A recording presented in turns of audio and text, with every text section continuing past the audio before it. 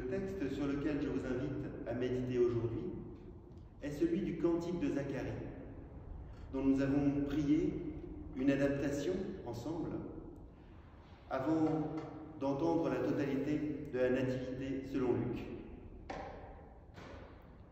Dans ce texte, Zacharie est heureux, il est papa. Et son fils, il sera extraordinaire. Un messager de Dieu lui a annoncé qu'il serait prophète. Eh bien lui, il sait déjà tout ce que son fils devra faire. Et il sait aussi ce que son fils devra prêcher. D'abord, il y aura un sauveur qui devra délivrer Israël des Romains et des autres voisins agressifs. Dieu va tenir ses promesses de délivrer dans le sang Israël de l'oppression. Et son fils, Jean, il va ouvrir la voie du Sauveur et préparer cette reconquête. Pour obtenir l'approbation de Dieu, il faudra prêcher la conversion et le pardon des péchés. Dieu sera alors bouleversé jusque dans ses tripes par notre ferveur, et il viendra du soleil levant, donc de l'Est. Dieu viendra du désert à l'Est d'Israël pour montrer sa puissance. La puissance du Seigneur est de toute façon si énorme qu'il y aura rapidement la paix, car les ennemis auront peur. Alors je suppose que tout le monde a noté un léger décalage entre ma reformulation du cantique de Zacharie et ce qui s'est réellement passé ensuite. Jésus n'a jamais pris les armes pour bouter les Romains hors d'Israël.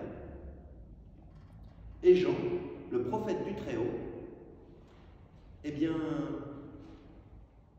il a prophétisé les paroles du Très-Haut et pas les paroles de son papa. Jean est considéré comme celui qui accomplit la promesse d'Ésaïe.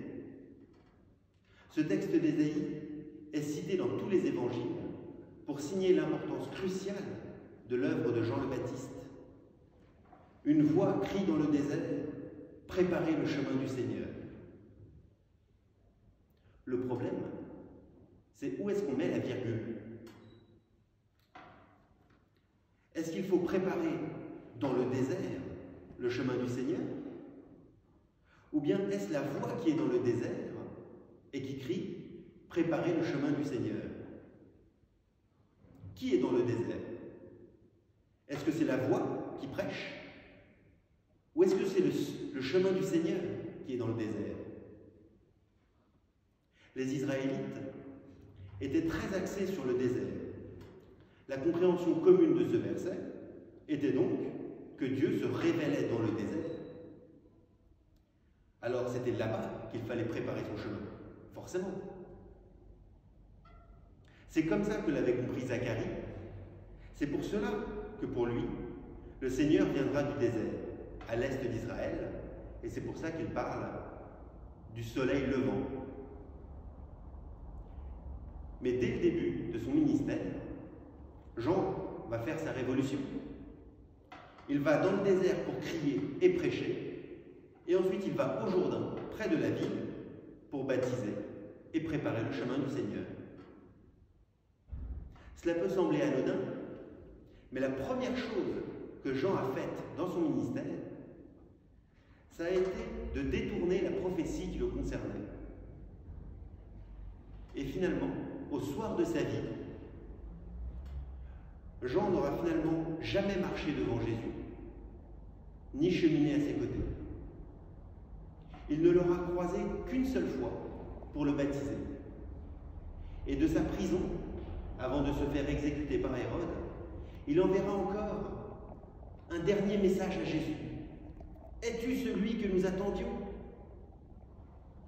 Le doute ne l'a jamais quitté, car finalement, même lui devait trouver que la venue du Seigneur manquait un peu de tape à l'œil. Et factuellement, si on regarde ce qu'imaginait son père dans cet hymne, eh bien Jean n'en a pratiquement rien accompli.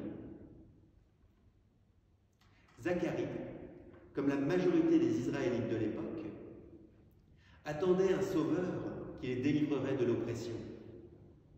un justicier, un nouveau roi David, un puissant guerrier. Celui qui prépare sa venue serait un chef de guerre, un stratège militaire, ou peut-être un prophète qui souffle sur les braises de la rébellion pour recruter des troupes. Mais ni Jean ni Jésus ne seront ainsi.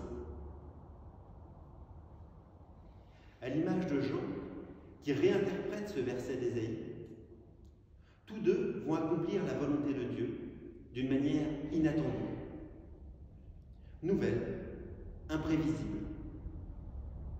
Ils vont renouveler la manière de penser Dieu et de vivre la foi.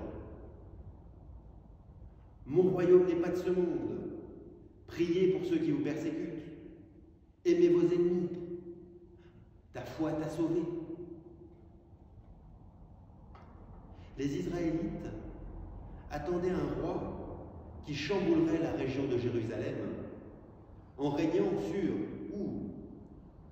plusieurs dizaines de milliers d'hommes, répartis sur une région grande à peu près grande comme l'Alsace-Moselle. C'est la taille d'Israël de l'époque. Alors certes, d'une manière très différente de ce qui était attendu, Jean et Jésus vont néanmoins impacter le monde d'une manière immensément plus importante que ça. Préparer le chemin du Seigneur, ce serait si simple s'il suffisait de bitumer une route. Mais il s'agit de se préparer, de préparer nos cœurs, notre intelligence. Lorsque des parents attendent un enfant, certes, il faut préparer la chambre, la peinture, les meubles, les couches, etc. Mais finalement, ce qui est compliqué, c'est de se préparer à affronter l'inattendu. Un enfant qui crie toute la journée, par exemple, ou alors la nuit parce qu'il dort la journée, qui ne veut pas manger, ou alors qui mange trop et duquel le médecin dit qu'il ne faut surtout pas le nourrir autant. Oui, mais s'il a faim, qu'est-ce qu'on fait? Ah, désolé, c'est pas écrit dans le manuel. Débrouillez-vous. Le problème des enfants, c'est qu'ils ne sont jamais comme on le pensait. Ils arrivent toujours à nous surprendre.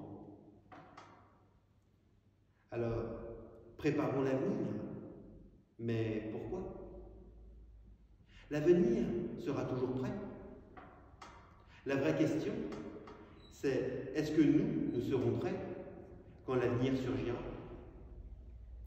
L'enfant naîtra, que la chambre soit peinte ou non, que les tableaux soient accrochés ou pas, et il se videra les boyaux, que la couche soit bien ou mal mise. La vraie question, c'est est-ce que les parents sont préparés à survivre à la tornade qui va s'abattre sur eux sous la forme d'un nourrisson? Préparer le chemin du Seigneur. Si nous voulons par là canaliser et diriger le chemin de Dieu, tu feras ci, tu feras ça, comme ci, comme ça. Alors ce n'est pas le chemin du Seigneur que nous préparons, mais c'est bien le nôtre. Frères et sœurs en Christ, préparer le chemin du Seigneur, pas besoin de pelleteuse. Ouvrons nos cœurs et nos yeux à l'inattendu, à la nouveauté par laquelle Dieu peut se révéler. Dieu accomplit ses promesses, mais pas en s'enfermant dans le passé. Ses promesses nous tournent vers l'avenir. Il se révèle en remettant en question nos évidences. Ce que nous avons toujours cru, ce que nous avons toujours fait. Il nous surprend, nous inquiète même un peu parfois. Notre foi s'enracine dans une histoire.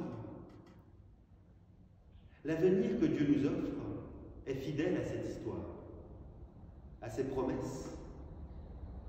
Mais cet avenir est tourné avec une foi et avec une vie de foi renouvelée. Préparer le chemin du Seigneur, ouvrons nos cœurs, ouvrons notre intelligence sur ce que pourrait être cet inattendu.